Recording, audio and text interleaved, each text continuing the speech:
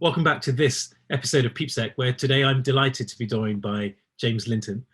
James, you are a email threat hunter. You're a social engineer. You're well known for some of the pranks that you've also played in the past against some pretty high-profile individuals. And I know that you're relatively busy right now, as lots of people are. So thank you for taking the time for joining us. Oh, my pleasure. Yeah, anything that adds the very important human factor onto the technology is, I mean, that's when the technology becomes alive and does what it's been intended to do. So it's an important relationship, which is fascinating. Yeah, well, hey, listen, I'm keen to hear from you and make sure that the audience also hears from you about why you find this area so fascinating. But before we do that, just give us a bit of a feel for how you found yourself in this space. How did you get involved and so interested in technology? And in particular, how did you get so interested in social engineering and the art of getting people to do things they probably wouldn't do if they realized that was what they were? I mean, the whole, I remember the first time, it was Richard DeVere actually, and he DM'd me after the kind of White House prank was around, and he said, something social engineer, and I just thought, wow, this sounds great. Any kind of thing with an engineer at the end sounds impressive, like it was greater than I thought it was at the time. So I think looking back, social engineers are everybody to a certain extent, leaving out the pizza menu, hoping that your partner will notice it and suggest pizza, the crying child, the dog walking towards the lead. All these kind of things are somebody putting suggestions for a pathway which they want the conversation or the interaction to go. And I think being a professional social engineer is just being having a full toolkit of stuff that they can use to suit the purpose. So it just becomes a bit more professional, I guess. Yeah, it was just interesting. It was just, for me, I wasn't the best communicator at the time. My job as a designer, kind of having headphones on and sat on my keyboard designing in the corner of the room, listening to music. And words were my thing. I felt that I could always get my point across because I could be happy that I encompassed it in the paragraphs that I was sending. So language was a huge thing, and off the back of that, the interaction with technology and how user interfaces kind of started to minimize the technical information. That also caught my eye. And then one day it just clicked that there's not really, apart from what's said in the email and the name it says at the top of the actual email, there's nothing else that's going to really trigger you to think it's not that person. So that was the kind of the penny drop. It didn't come from any knowledge of email threats at all. I knew that some badly designed PayPal email might come through to my personal account, but I was really quite naive to email threats at the time. So it was. So it was just curiosity. You just thought, wait, what happens if I pretend to be somebody else, and will they respond to me? Yeah, it seemed a natural progression to pretend to be my CEO at the time and to gift people in the office with various tasks, or inform them that they had won the intercompany sweepstake games. I can't remember the exact wording of it, and they were to fly it to Palestine and do these there'll be swimming contests and general knowledge. And I think my granddad was apparently a bit of a joker. I think I got a few of his genes, and I always like to have a bit of a laugh. Although that particular time the laugh was on me because I turned around to see the person who I'd gifted this great opportunity walking across to my actual CEO to thank him. So my heart went in my mouth a bit then. So it's always pushing it to a fine line, but I hope it doesn't become malicious in any way. It's more of a custard pie and then forgotten about type thing. And so you're, and those who will know you, many of the audience watching this will have seen actually some of the work you've done, again, both on the, not just some of the pranks that you've played, but also quite some of the research that you've done into some of the groups that clearly use social engineering for more commercial business practices. Let's put it that way. But actually, it was the pranks that really, I guess, led you to the attention of lots of people, because some of those people that you were pranking were high profile. Do you think that we all, every single one of us, can be fooled, and it's just the reality is somebody who is really determined will always get through if they want to? Yes, I do. I think, I mean, I have pranked some people in InfoSec, a few kind of DEF CON style winner type people as well. So there's proof of concepts, and just when I was trying to introduce and ingratiate myself to the InfoSec community, I thought it'd be, I didn't want to get tagged too much with, oh, it's just a prank, so it was all very throwaway, and I felt like I needed a bit more meat to it. So I did prank a few people, pretend to be somebody else as an introduction. Nobody likes that. Yeah, I can imagine. Quickly stopped doing that. But yeah, it was, I guess, absolutely everybody is susceptible to this, which is why you have to kind of, I always see it as InfoSec and awareness and all that kind of operates in the space between 99 and 100% safe, and the criminals operate in that kind of gap as well. And it's a constant to and fro, and it's not going to go whilst people have criminal inclinations. It's just not going to vanish, and all that is powered by societal and all sorts of factors. You know, at the end of the day, it's the desire to have money. People don't want to live out some Bond villain fantasy. A lot of the time, it's just about cold hard cash for these people. Yeah. It's get rich quick in a way. Yeah. So you clearly, with an understanding about maybe some of the things that can be done and some of the tools and the techniques that can be used, but you've also I know that some of the organizations you've worked in, you've actually looked more deeply into some of the networks and some of the organizations and maybe some of the systems that are set up to deliver this business model, the get rich quick business model, which is done at scale now all over the world, but obviously particular regions also having particular hotbeds of it.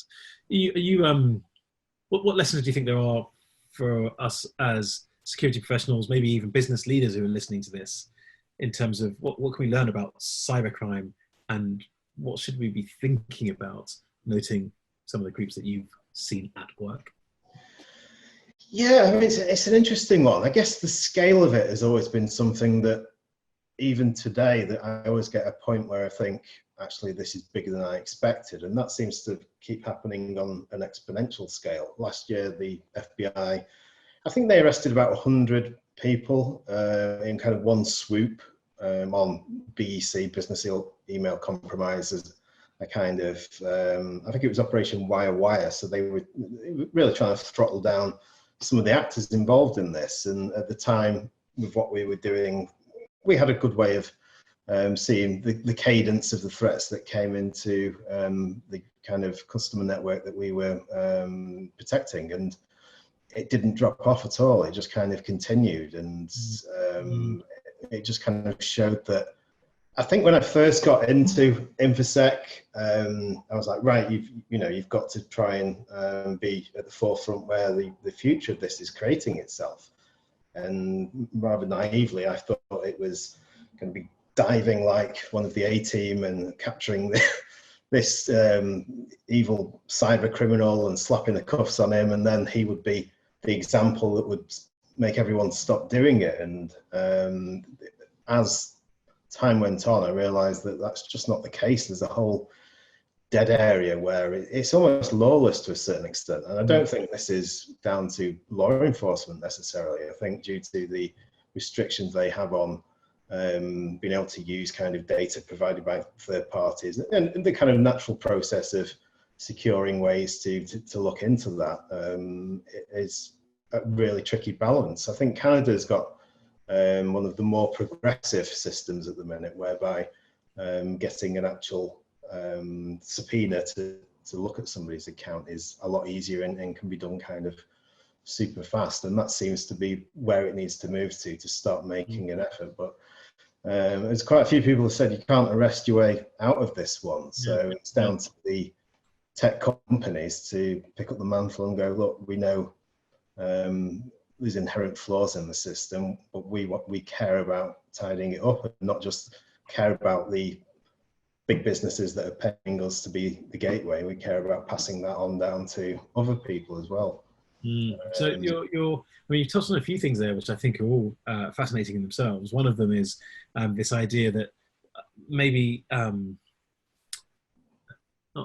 maybe in part from a legislative perspective, maybe in part from a policy perspective, we're not necessarily configured to be able to deal with a threat that is evolving rapidly, but also a threat that is different. You talked about Canada's approach, the Canadian approach, maybe allowing engagement. I know for a fact that many of the people I've spoken to who have looked at threat hunting, looked at threat intelligence, have often complained that actually here in the UK, equally in the US and other places, actually even when we know who the people are that are doing some of these things, there's not really much that's done about them. What do you think? What do you think to that?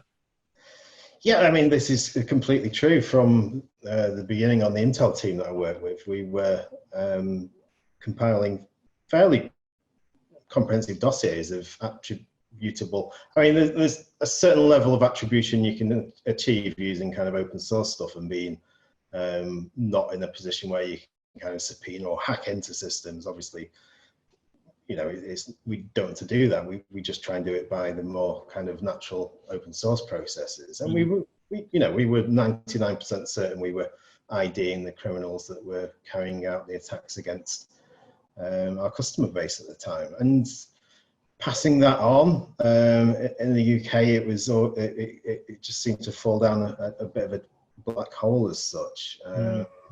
Which is weird, because when I'd speak to members of the Metropolitan Police and law enforcement and even people in government outside of that, they were always really enthusiastic about pursuing it. And, you know, who have you told it to? How can we go forward? So there still seems to be an area of slack, I think, in terms of being able to action third-party data, especially. I understand that they've got to recreate it from the treasure map we provide them, but it's just so frustrating when you see the same criminals carrying out the same attacks 12 months, 18 months later. That's a bit disheartening, to be fair. And of course, the thing that we're talking about here is that I personally believe this is an area of catch up. This is an area where we need to we will always have to do everything within the constraints of our laws, but quite often we need to speed up the process so that we can keep up with an evolving threat. You know, crime is increasingly being carried out online, and that means that victims are increasingly becoming victims on the basis of what's happening online. Yet it does seem that in some cases we're not able to legislate for that, either to allow people to do so, defenders to do what they need to do, so adjustments to maybe the Computer Misuse Act and other acts that mean that people don't fall foul of the law for trying to do the right thing, but equally that we enable our law enforcement to be able to act more swiftly to take steps. In a way, there's almost a double standard between the physical world and the online world. If you were to walk into a company's accounts department every day for a week in a various states of stick on moustache disguise and ask for a wire payment to be made, something would happen. You would at least be told by the company itself that, look, we're on to you, don't do it. Whereas in the email world, maybe that hits a gateway or it gets stopped by a filter or it actually makes it through. But the criminal at the other end has had no consequence. So there's nothing to change their behavior. There's not even been, look, we know what you're up to. It's just kind of, it's a nothing act to try and secure a payment like that. So, you know, why not try it 100,000 times in a week, you know, work up the scale. So it's interesting. And I think there's certainly lots of things that we can do to disrupt it. But yeah, I don't think law enforcement per se is able to cope with the problem of cybercrime. It's too big a thing. So one of the things that you suggested, and it kind of links to what you've just mentioned now, which is the scale of it, is that if it's not one organization, one part of society's responsibility, which of course it rarely ever is. It's not just law enforcement, it's others. What is it that you think that businesses, organizations should be doing more of than they're doing now to kind of stem this flow of increasing cybercrime? You know, what is it that you think, actually, if you were to give advice to an organization and say, look, at the very least, just think about this, what is that you would say? I mean, I've gone into the real depths of the technology that could help, and I've kind of gone all the way back to the other side of that, going back to, you know, really simplistic things. You know, if you're having, you know, if a CEO literally said to everybody that worked there, look, I will never buy you a gift card, you know, disappointing as that is, that may actually stick in your mind because it's a little bit different than having to watch kind of a video or kind of go through the phishing. So I think we can afford to bring a little bit more of the physicality of stuff. You know, a little bit of theatre in an office, maybe, you know, rope it off with a crime scene thing, and, you know, this person, I'm not saying target somebody and make them bully them, but kind of, you know, make it a little bit more of it, add something to bring it to life, I think, because this is the problem, and this is the problem that I had, that none of it seemed real. And the more I got used to it and saw the layers to this underneath, and how kind of romance scam victims are linked with the money laundering side of stuff, and just how pretty much anywhere that you interact with someone online, there could be somebody lurking there trying to get your confidence, basically, to try and exert a way of either making you launder money or just getting you know, address details and information off you. I've seen this on dog walking websites, and there was a kidney transplant kind of support group website that they were on, Sugar Daddy's website. It's just everywhere has the potential for being weaponized, basically, and by humans that are after your money. Do you think that people are too trusting in general? So, you know, because of course one of these things, one of the reasons these attacks, these pranks, and indeed actually in many cases very, very harmless, as you described, a whole lot of examples of how we social engineer each other every day. But one of the reasons it's successful is people trust. Do you think people are too trusting? I don't think they're too trusting. I mean, everyone locks the doors at night, but they don't presume that's because every single night somebody will come up to the door with a crowbar. They just kind of go through the habit of doing these things. The actual threat that they're protecting themselves for isn't, I would say, you know, hugely a vivid kind of image in their mind ready to pounce. And the very nature of messaging on a phone, whether it's texts, emails and things like that, especially with the reduction of kind of technical information to kind of make it a more humanistic interaction. The problem with that is that you every day you're just thinking this is, you know, this is trusted, this is a trusted communication channel, and that you could have a decade of that. So to suddenly start going, oh, actually, be careful, because if you get a text from the bank, it might be somebody, you know, faking the bank's number, and it's like, well, okay, right, but, you know, and it's impossible to be that vigilant without being a piece of technology yourself and going, right, okay, this has come in, everyone, I'm going to the car for 2 hours, and kind of going through all the headers of the email and kind of ringing people up. Did you send this? No. Is there anyone making you say that that's sat next to you? No. It's kind of, that's the extreme end of it. And this is why I kind of feel sorry for employees to a certain extent, because a few companies seem to have started to push the onus towards them on being responsible for any kind of action that's happened whilst they're carrying out a job role. I think that's wrong. I think that forces the problem underground. I think it cuts off the... It's not realistic either, is it, James? Because the truth is, it doesn't actually solve the problem. You just try to absolve yourself as an organization of the responsibility, knowing full Yeah. well. And I say it's like being on a customs checkpoint and somebody coming up to you and going, right, we do not want any contraband coming through at all. And you go like, right, well, the only way I can do that is to go through every single car that comes through. I can't just, let 10 through and then check one.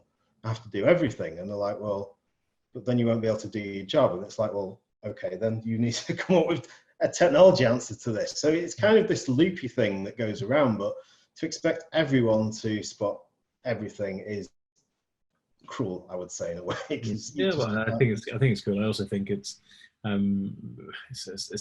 folly. It's pretending that something is not going to happen when actually in reality everybody knows that it is. Yeah. So now, looking forward, and especially now, COVID, lots of people working remotely.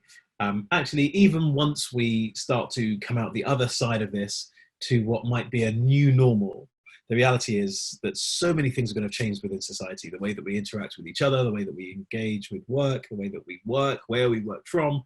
There will be so many changes. Do you look at that and think, gosh, there's going to be a spike in cyber incidents because of this? Or actually, do you look at it and think, actually, now for once, organizations are going to have to get to grips with their security and resilience posture because they can't pretend anymore? What do you think? Yeah, I think the security industry will be moving faster than the criminals will have had a chance to. Certainly the vast majorities of your more typical day-to-day, simplistic in nature to a certain extent kind of cyber criminals. So I have faith that it won't be like a huge problem that all of a sudden when the FBI releases its figures for the amount of money that's been extracted, I don't think that will increase dramatically. I mean, it does increase every year, sadly.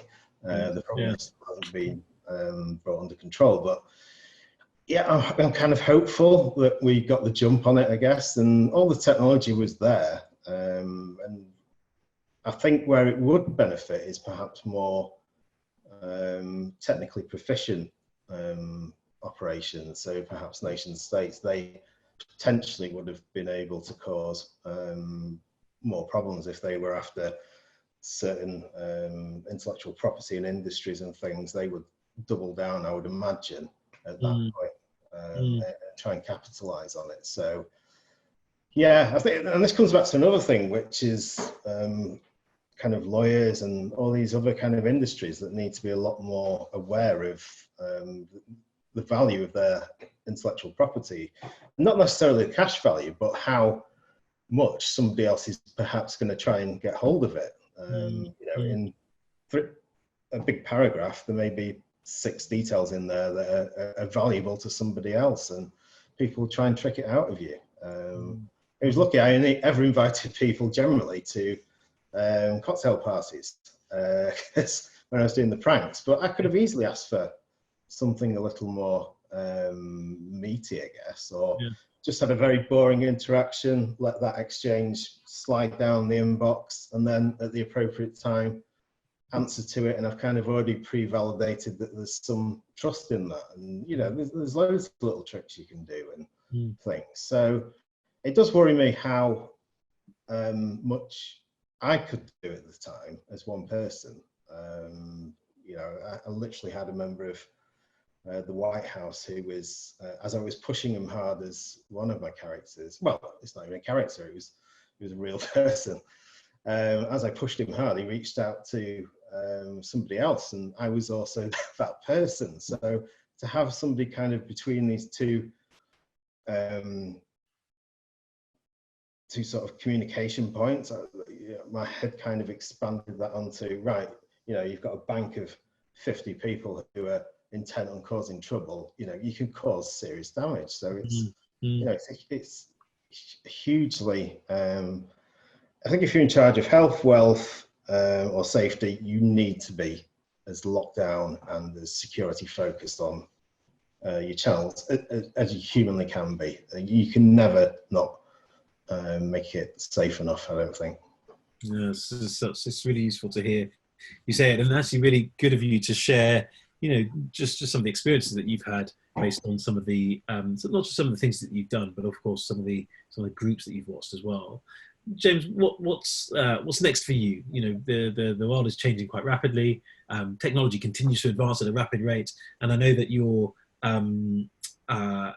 spending as much time as possible really looking at how you bring the skills that you have to help improve the lot for other people. But tell us, what do you think we should be looking out for, and indeed how you might be spending your time? It'd be great for the audience to know a bit more about that. I just feel in a very creative space at the minute. I was sadly a COVID redundancy, I think is the technical word. But ever since that point, I've had this amazing time, to be fair. And that's no slight against the company or the role that I used to do. It's just all of a sudden I've had kind of, along with the lockdown, this opportunity to absorb what PeepSec is doing and, join all the seminars and read the white papers. And, there's so much talent out there and interesting approaches to stuff. It's, it's an exciting thing to absorb. So part of me is kind of not rushing to re-engage with that until I've found something that really I can use all my skills for, and that kind of captures that little glint in my eye and, seems like the future, or seems like something that's perhaps not got everything fully mapped out. I tend to like things that are a bit more liquid and, there's kind of something over the horizon that we've not quite seen yet. I think that kind of gets me out of bed in the morning. But yeah, I think the work from home, I've talked to a lot of friends who've always been super curious about how they would respond to working from home. A few of them got sort of young families and stuff, and by and large, the people that I thought would, really kind of struggle with the switch have kind of taken to it really quite well. So I think that'll also help people that are maybe a bit more on the spectrum like myself, because these huge open plan offices that are meant to kind of foster creativity can be a little foreboding if you prefer a little bit of a quieter, less observed place to kind of relax and do what you're good at. So I think it's good. Obviously, COVID is horrible, but I think the changes and the rapid changes are going to be great for creativity and all sorts, really. See how I tend to agree with you. I think that some of the changes that we are seeing will be lasting, and I think there are a lot of people realizing that, one, they are actually more resilient personally than they realized, just because of maybe the periods of isolation and things they've had to deal with. A lot more people realizing they need to be more resilient than they are, that actually things they thought that this has been a harder period for them than they realized, and that's okay. And also people realizing that it's okay to not be okay, and it's okay to need to check in or check on people actively rather than just kind of passively in passing. You kind of see that people are okay, so you don't say anything. Now you have to actively check, otherwise you're not going to know. And of course, with trust as well. Oh, sorry. There's more trust as well, I think, because I don't know if this is true, but I always got the impression that certain people who are used to a more traditional business model would maybe assume that somebody working from home would be in a hammock having a cocktail. Yes, and not working. I think they found it hard to imagine how that would work and how that would manage. But I think if you put the trust in someone, I think the respect for having that extra bit of freedom and that opportunity maybe even makes you work harder. I think it does. I think there's countless studies. In fact, I've heard that Microsoft have done one recently showing that people are spending more time at work, taking less breaks. They can see literally because of the email traffic and because of the use of productivity tools and because and the downtime, the pauses, than they do traditionally through their systems, which is demonstrating they've got the data now to prove that actually people working at home are more active. Now, of course, there's a question about whether they are actually more productive, but the reality is they probably are. They're definitely more active. They're not slacking. In fact, they're working over, and that in itself needs to be managed. So I agree with you. This should be a period of time where people realize that actually, wait a minute, if I hired the right people, then if I trust them, they will over deliver. And who doesn't want a life where you're trusted and where you get to work flexibly and you get to take real pride in what you do? Yeah, it should just, I mean, for me, it kind of fits in with the whole having a bit more,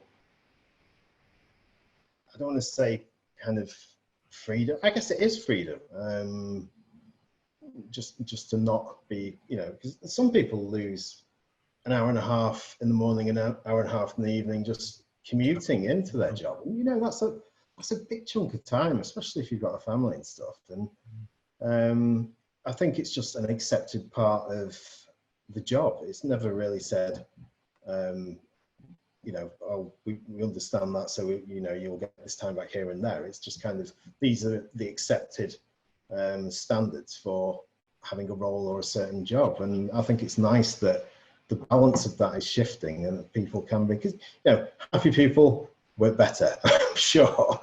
If you put me in a train for 2 hours and then pop me out the other end, I'm not going to be the best frame of mind for quite some time. So, yeah, I just think it's, besides COVID being horrendous, I think this is a great thing. I'm personally very glad it's been forced upon us in a way. I think it's only going to be a good thing.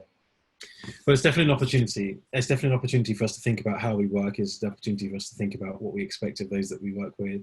But I think it's also an opportunity for us to think about some of the things we talked about earlier, which is there are a number of criminals out there intent on having access to stuff that they don't deserve, they have no right to have access to. So thanks for helping us think through that, James. Thanks for sharing with us your story and your journey. But also, I look forward to talking to you again just to see what else you've been up to, what else you've learnt, and what else you can share with us. Thanks for joining us on PeepSec. No problem at all. My pleasure.